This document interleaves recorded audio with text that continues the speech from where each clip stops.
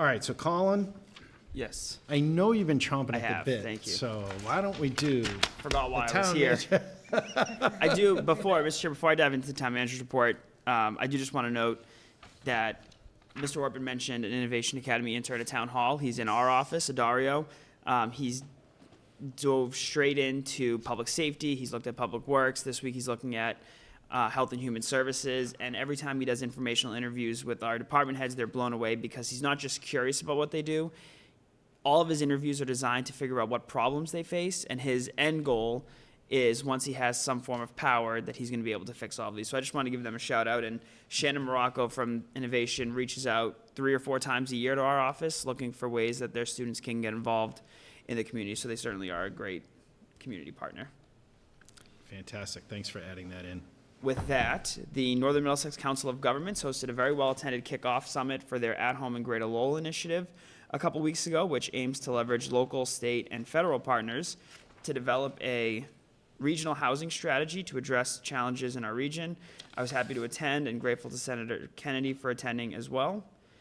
Yellow House Cannabis has signed on with the general contractor for the construction of their new retail marijuana establishment on Middlesex Road.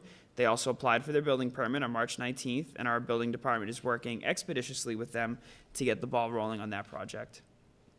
Last week, the Council on Aging hosted an appreciation luncheon on Wednesday for our highway department. As the board's aware, our highway department does much more than just maintain the roads and deal with tricky snowstorms like this surprise one we had this weekend. They also serve as a multi-service tool, really, for all of our department heads, particularly at the Council on Aging. So it was a great program to give back to them. The Executive Office of Housing and Livable Communities reviewed our draft zoning, which was designed to comply with the MBTA Communities Act. They provided some feedback. A lot of it was very minimal, just largely procedural in terms of how they wanted us to present the information. And I know that Eric Salerno is hard at work making responses to that and editing our presentation so that it aligns. In the spirit of cooperation, our Veterans Agent Chris Derry is helping Dracut again while they search for a permanent Veteran Service Officer. We've entered into an MOA with Dracut to provide services to the town of Dracut while they recruit to fill the position.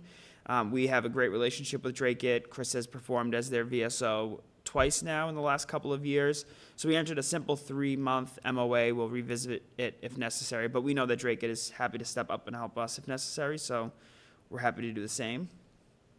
The police department and fire department building assessments that were funded by ARPA and approved by this board in February kicked off last week. Our consultants were on site at both buildings, 3.5 hours at each building doing physical assessments.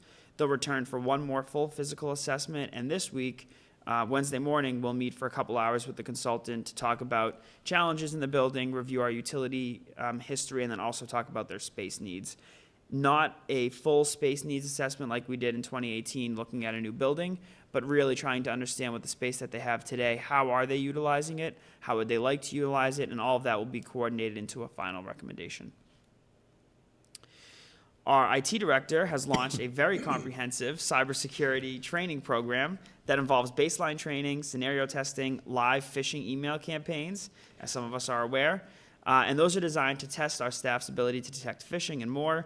We've also installed, if you've logged into your Gmail recently, there's a new add-on to Google where you can directly from the email report something as phishing. The trainings are required for all of the users, including members of this board. So you'll get reminders from a group called Know It All or Know Before. Know Before. We're going to open the Yardway site a little bit early. We'll open it on Monday, April 1st. There were a couple small trees down over the winter across the road, and the highway department was hoping to dry out the back side of it so they could resurface it just to make sure that it's ready. But that will open on Monday, April 1st. There's plenty of information on our website in terms of what you can and can't drop off there. And just a reminder that it's for residential yard waste only, no contractors. We are excited to announce that the registration for the community groups to utilize the Council on Aging as meeting space will open on Monday, April 1st. Jackie and I were doing some final testing of the online software this morning. We finally installed all of the equipment that's necessary so that the COA can operate without staff being present, which was the whole point of a no-cost rental. And you'll be able to apply online at tyngsborough.gov, and obviously our office will be happy to help with paper applications if necessary. A reminder that the Planning Board will commence public hearings on 6 proposed zoning changes on April 4th. The changes are available on the town's website, tyngsborough.gov, under the Planning Board. There's also an additional citizens petition, which was received by the town clerk last week. Even though it's not proposed by the town, it's still required to have a public hearing, so that will be incorporated into our public hearing process. In an effort to help familiarize residents with the budget process and the proposed fiscal 2025 budget, we'll be hosting budget office hours this spring. These informal meetings will take place at Town Hall and are open to anyone. They'll include a high-level presentation on the budget process and the proposed budget, and then a Q&A. We think that these smaller, more intimate meetings will provide a new, more comfortable opportunity for residents that maybe haven't been as familiar with the budget process or want to learn more to ask their questions before town meeting, which can be relatively intimidating, even for us who do this professionally. We will host 3 of them, April 10th and April 17th. They're both Wednesdays. It'll be at 6 p.m. And on April 23rd, a Tuesday, we'll do that at 5 p.m. All of them will be here. And of course, if a resident has questions about the budget but can't attend those, they can reach out to our office for a one-on-one meeting. And then finally, just a reminder that our annual townwide cleanup will begin on Monday and last throughout the month of April, although the kits are already available. So if we have some nice weather this week and you're interested, you can pick up a kit here at the town hall, in the library, or at the highway garage. Pick an area of town, pick up the trash, leave the yellow bags on the side of the road, and the highway department will pick them up as they go around town. Great, thanks, Kat. Well, go ahead, and then we'll do the questions. Just one update. Bids were due for the 2024 Road Improvement Program Phase 1 on Wednesday, March 13th. There were 2 bids received, and the project was awarded to the lowest bidder, All States Construction Inc., who is expected to start work mid-April. Excellent. All right, I'll open up questions, comments on the town manager and assistant town manager reports. I just have a question or maybe a comment. I sometimes spend my Saturdays going down to the firehouse, talking to either Pat Sands or if Wes is around. I enjoy a conversation with them and just look around the building and just kind of get my update and go, ew, the conditions aren't as robust as, you'd expect a fire department to have. So I'm eager to see that next phase of the report from that. It's, these are our fire guys and gals that take care of us when we need it most, right? Absolutely. House is on fire, or God forbid you need an ambulance service. Right? Touch wood that the ambulance has been, very reliable.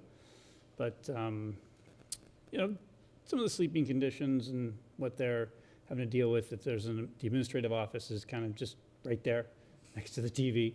It's like, it's a little distracting, and, modular kind of growth in the building that we talked about. But it was a really good discussion, and I support Wes and Pat and the team over there a lot.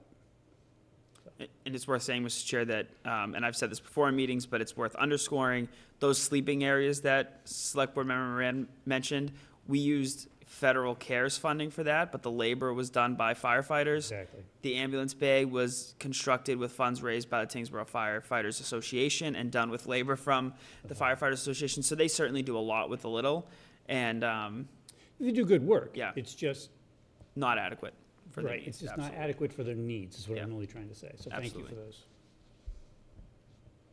Yeah, and those are a couple of examples that whole building, they've really done a lot, and they make do, but we do need to support them, and, that's the whole purpose of this, is to figure out not just what we can do, relative to the existing space, but how can we leverage the land around it and everything to optimize that, just because, there are things that, when you're inside a building, you can say, hey, I can put up some shelves, I can do those things.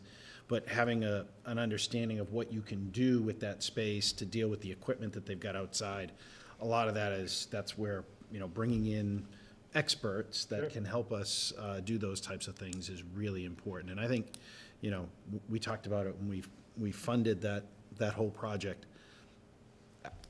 I didn't like the amount of money that it was, but it's gonna be money well spent. Unfortunately, yeah. that's what it is. I always sit there and say, it costs more than I would like it to, but that's what we need. We have to do that because, and we have those needs, not just the firehouse, but we have it at the police station Oh, sure, as well. definitely.